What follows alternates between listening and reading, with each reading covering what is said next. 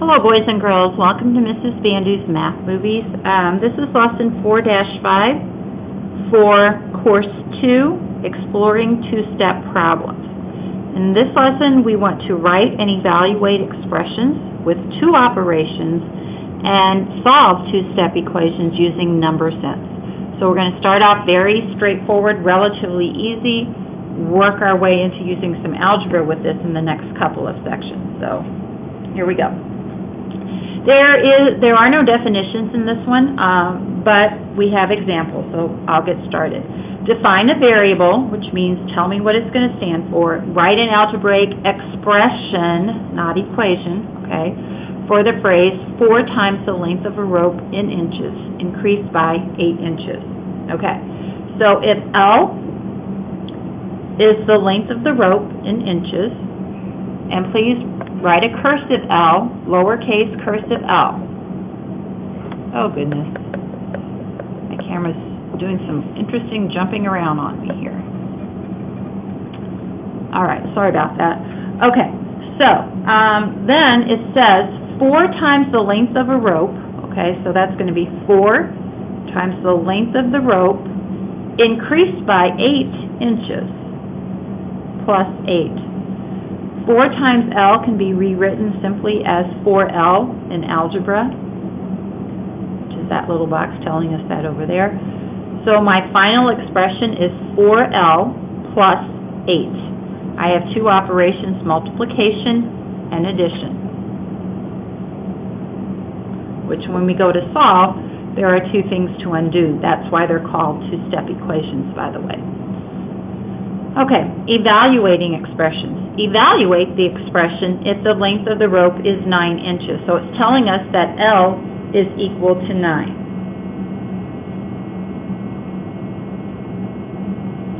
So 4 times, I'm going to substitute in, to evaluate means substitute in and then simplify as much as possible. So 4 times 9 plus 8. Remember, order of operations tells us to do 4 times 9 first. 4 times 9 is 36. Plus 8 is 44.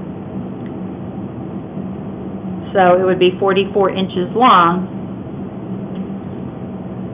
I'm sorry. Yeah, 44 inches long in this case. Alrighty. Using number sense. Solve 3n minus 4 equals 14 by using number sense. Okay, now again, this leads you through a thought process, so just bear with. Your thought process could possibly be a little bit different, but that's okay. Anyway, so I start out with 3 times something minus 4 equals 14. Cover 3n and think what number minus 4 is 14. Okay. Well, hopefully we know that 18 minus 4 gives me 14. So the box, or the 3n, must equal 18. So that's where I'm coming. Again, I'm using number sense here. We will learn how to do this with algebra as well. Now I think 3 times what gives me 18? The answer, 3 times 6 is 18. So, well, sorry, that should still be 18 there.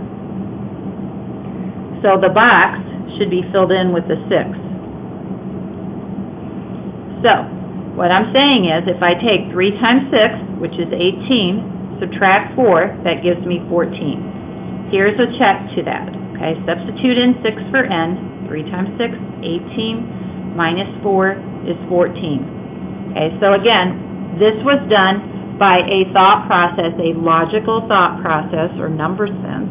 Okay. Your thought process might be slightly different. We just followed the example here because we had something to work with. Okay. Again, if this was confusing to you, make a note to yourself that you need to ask some questions about this. We certainly will be going over more of these in class as well. Okay. Question number 4, or example number 4. The Healy family wants to buy a TV that costs $200. They already have $80 saved toward the cost.